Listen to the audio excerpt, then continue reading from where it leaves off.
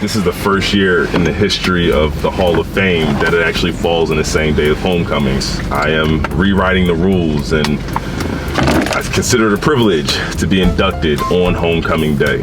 First of many, but there always has to be a first.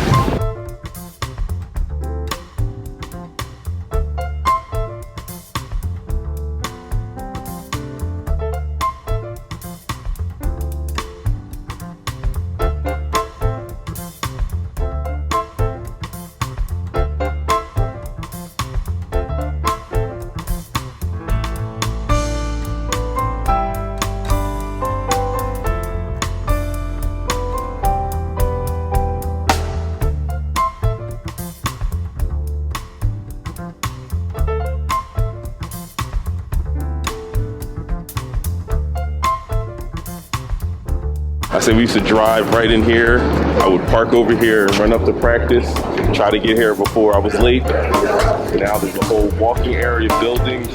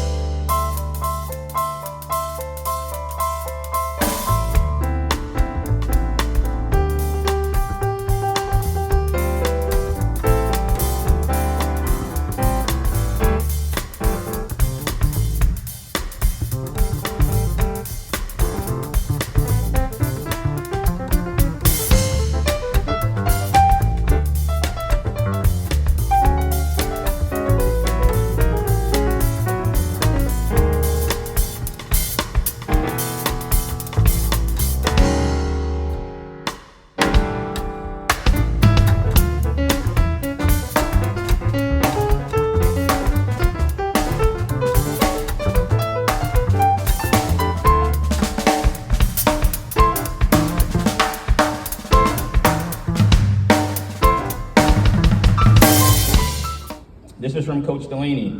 I'm sorry I cannot be here today to present Sam Grannum to the Westchester University Athletics Hall of Fame. I have asked Ram Hall of Famers Dante Evans and Joe Meade to represent me today. Sam is not only a Hall of Fame player, but more importantly, a Hall of Fame person. I saw Sam play high school basketball at Cheltenham and loved his game, but he was already committed to play Division I basketball at UMBC. After his first year at UMBC, Sam was thinking about leaving and wanted to come closer to home. His coach, Randy Monroe, who I had recruited and coached at Philadelphia University, asked me if I would be interested in Sam. During my coaching career, I very seldom took transfers for a number of reasons. However, I did not hesitate this time on the idea of Sam transferring to WCU. I knew Sam was a quality person and player who would fit into our program well. We had to work some things out, some details, but we made things happen for Sam. He was comfortable and excited about joining the team at WCU, and we were thrilled to have him. Sam had a wonderful career, as you will hear. More importantly, Sam was as good of a teammate and leader that Westchester has ever had. He practiced hard every day to become a better player, and he was a positive influence with his teammates, coaches, and all around campus. So those were Coach Delaney's words.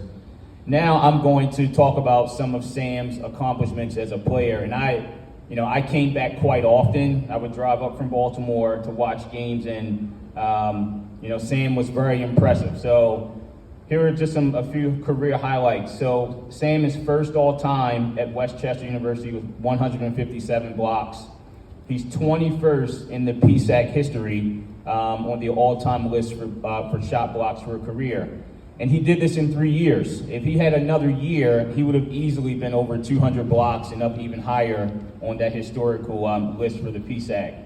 Single season record, he had 78 blocks in the 02-03 season. He had 78 blocks. which also ranks 21st in PSAC history. He followed that up with 54 blocks in 03-04. I'm thinking he must have missed a couple games because I can't imagine that he had less shot blocks, a year later. Or I guess teams are just really staying away from him possibly. And then even another really impressive stat, single game, he blocked 8 shots in one game against Clarion in 03-04. Twice he blocked 7 shots and twice he blocked 6 shots. Pretty impressive. And that 8 is 4th most in one game in PSAC history. So really incredible all-time records that Sam has. I believe now, Coach Blair, there's a Defensive Player of the Year in the PSAC. That did not exist when Sam played, but I feel pretty confident to say that if it did, he would have 1 or 2 of those awards as well. Sam's teams, when he played his 3 years, were 57 and 30. He was a part of 2 20-win teams and a team that won the PSAC East Championship in 01-02.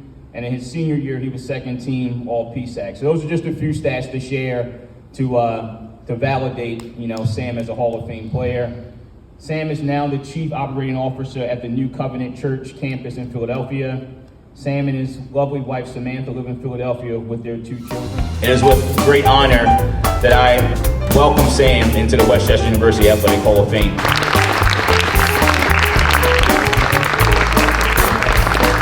Thank you. Yes. Okay.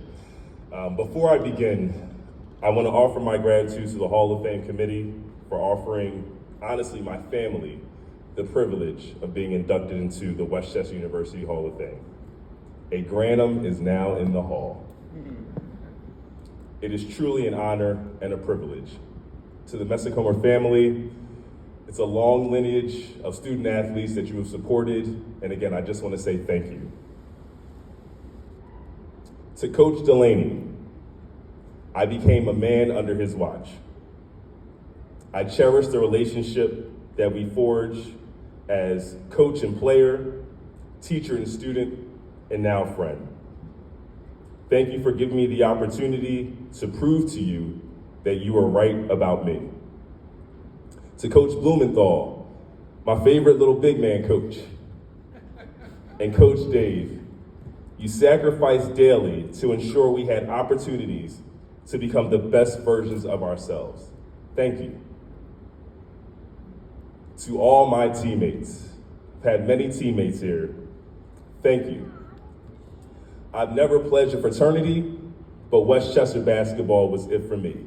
Golden Ram for life. I have lifelong relationships that I cherish, and I consider many of those guys brothers today. To the 2 Hall of Famers that ushered me into the hall today, Dante Evans and Joe Meade. Interestingly enough, 2 of the biggest influences in my decision, in my imagination about what playing for Westchester could be for me. See, Dante Evans was on the brochure I received in the mail when I was recruited by Westchester as a junior in high school. It was my first college recruitment package. Now, I didn't respond to it, and as Coach Delaney shared, I was being recruited by other schools, but little did I know it would actually end up being a core memory for me. Joe Meade, I got a chance to see up close. When I transferred to LaSalle College High School as a sophomore, I immediately felt like a fish out of water. Despite being a senior, Joe extended himself to me to help me get a lay of the land and to find my footing. In addition, because Joe was the star player, it was the first time that I actually saw what confidence looked like on a basketball court. I had a little bit ways to go, but I just want to say thank you, guys. My hoops journey began with my twin brother, Drew. Talk about ironing, sharpening iron. We developed a love for the game together, from NBA Jam to NBA Live to 90s basketball on NBC. We would literally play a game on a game console, somebody would be upset from the outcome, and so we had to go outside and play one-on-one. Or we would watch a game on NBC, get so excited about the outcome that we would go outside and play one-on-one. At times, my older brother Aubrey would come out to kind of observe us and want to coach.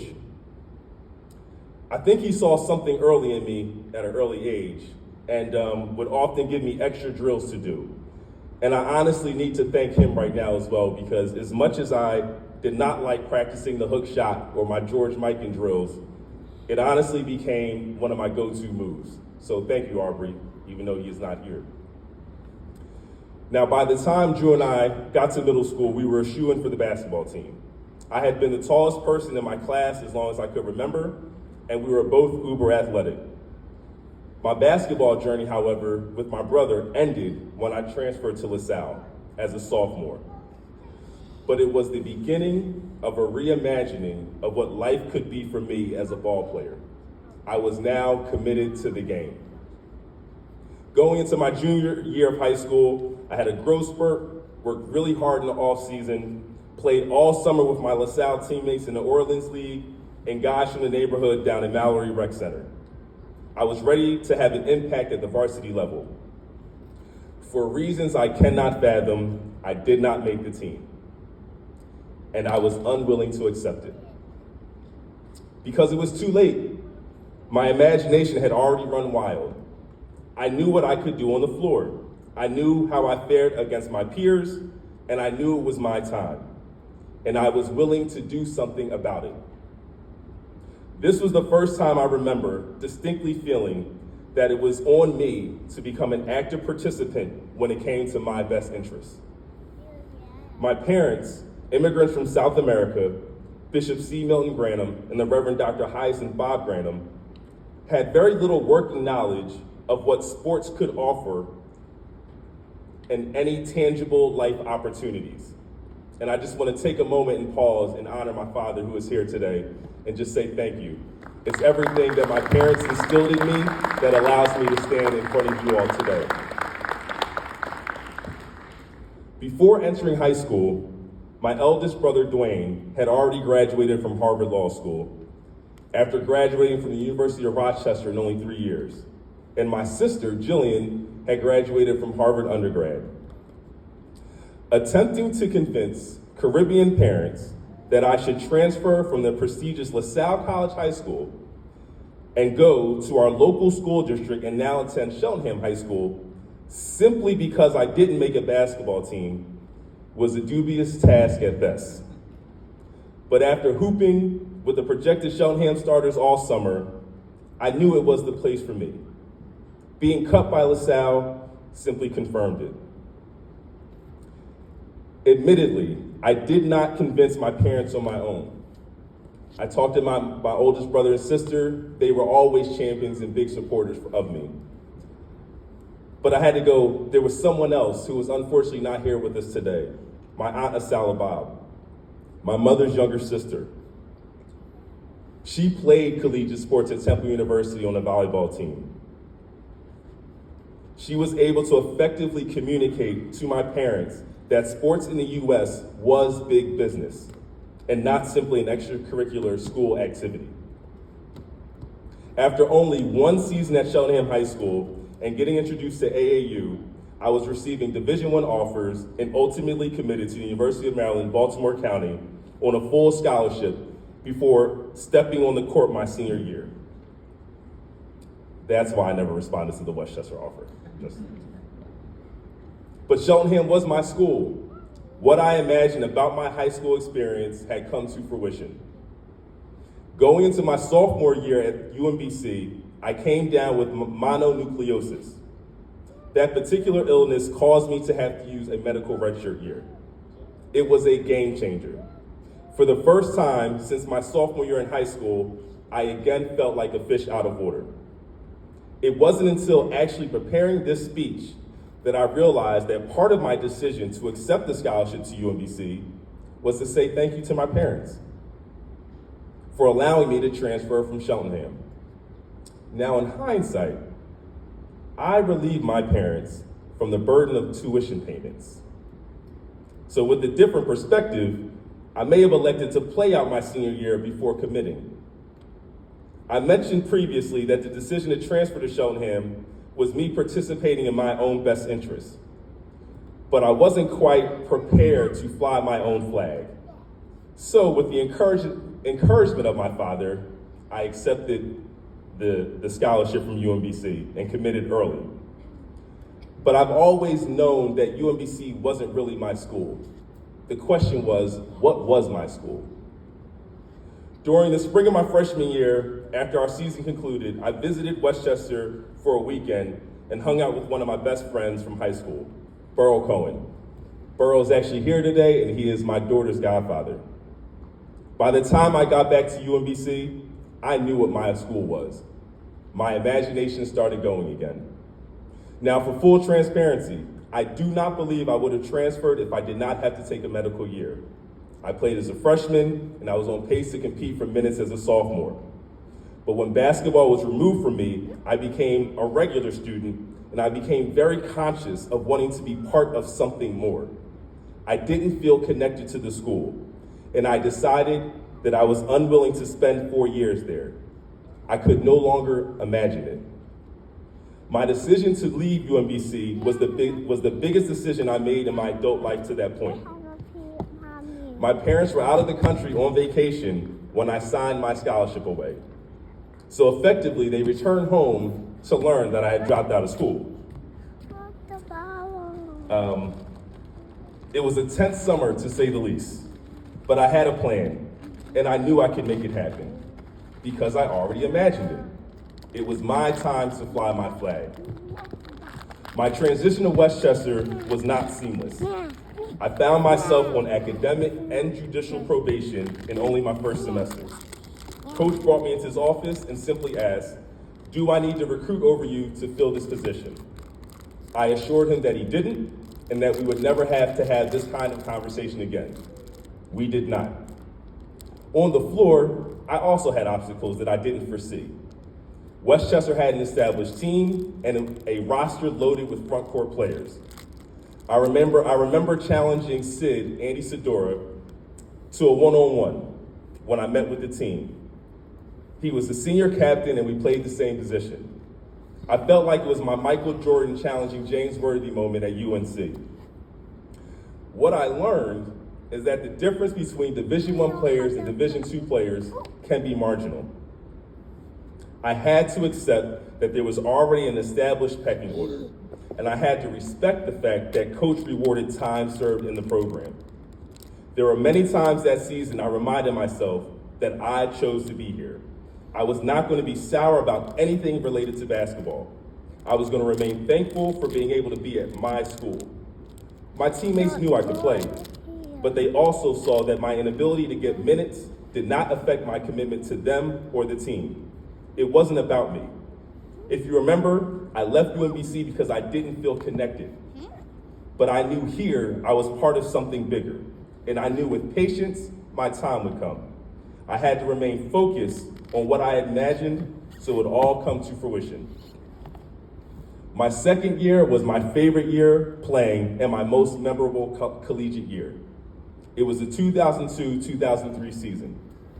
So effectively, this marks the 20-year anniversary as to when I first started becoming a big deal on campus. Even though we didn't win the PSAC East like we did the previous season, we were a much better team. We were nationally ranked for most of the year, almost cracking the top 10, and we had set the previous record with a 13-game winning streak. SUNY Blackwell and I were the first off the bench. Coach generally put us in together, and we reveled in the role.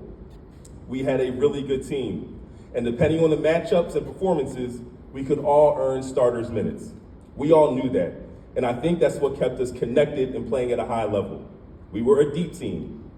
The only shoo-in for minutes was Ramsey Stanton. And we were all good with that. Ramsey, also a Hall of Famer, was the horse that you just had to lead to water. He was going to get his fill. Personally, I broke the single season shot block record that year because I was able to play with a reckless abandon. Earlier, I mentioned observing the confidence of Joe Meade when I was a sophomore in high school. This was the first time in my basketball career that I knew I was elite and I impacted the floor in ways that others couldn't. This is why this season was my favorite year playing. However, this is not why it was my most memorable year. On December 9th, 2002, I lost my Aunt Sala to her battle with cancer. I will never forget waking up in the middle of the night to someone entering my apartment.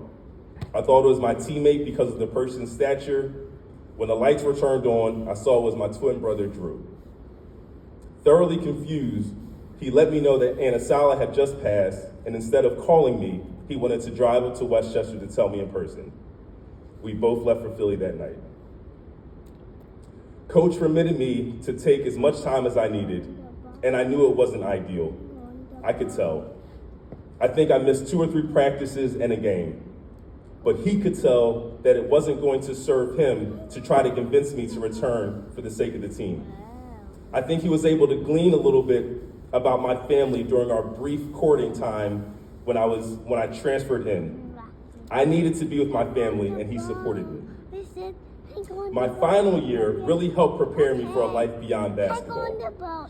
Even though I broke the career block record in a game versus Bloomsburg, in which I also recorded 7 blocks, our roster was younger. We were relying on production from underclassmen, and I felt the biggest value I could bring to the team was my leadership on and off the court, not necessarily statistics. It was my turn to exemplify to the younger players what being a Golden Ram was all about. I was connected to something bigger than myself, and I knew what my obligation was. After all, it was what I always imagined. Even though my production per minutes went down, I knew it was more important to remain on the floor than to contest every shot at the rim. Again, a bigger picture surrounding my value uniquely came into focus. It wasn't just about what I can do. Sometimes I had to take a step back to encourage the younger players to make a play and step into their role. Speaking of roles, sharing the role of co-captain with my roommate and brother, Kofi Dankwa, who is here today, will always be reserved in my heart as an honor. Today, I am blessed to have been able to marry my soulmate and the love of my life, Samantha Ray. The Lord has blessed us with 2 wonderful children, Savannah Ray and Science Francis. And if you're guessing, I'm Samuel Francis. Last year, Samantha and I started Sam's 2 Community LLC. Our mission is to design and offer curated experiences where people are encouraged to explore passion, truth, and purpose in life. Our vision is to establish through in-person and virtual gatherings a community where vision manifests. Part of the inspiration to develop this unique community was a quote we stumbled upon by Malcolm Gladwell. The visionary starts with a clean sheet of paper and reimagines the world. This was us reimagining the world. As I conclude, I want to leave you with 2 distinct messages. When we close out our Sam's community events, I'd like to share either an original idea in which I've coined Slim's Thoughts, or pass off information that I've learned along the way, and I'll call that my final thoughts. Well, since Coach told me today is my day, I would like to leave you with Slim's final thoughts. I believe life is about relationships. It's what separates humans from other species. We should all learn how to tap into what the world can truly offer you by way of people. Be a walking affirmation that imagination and focus and patience get you closer to your aspirations. Thank you.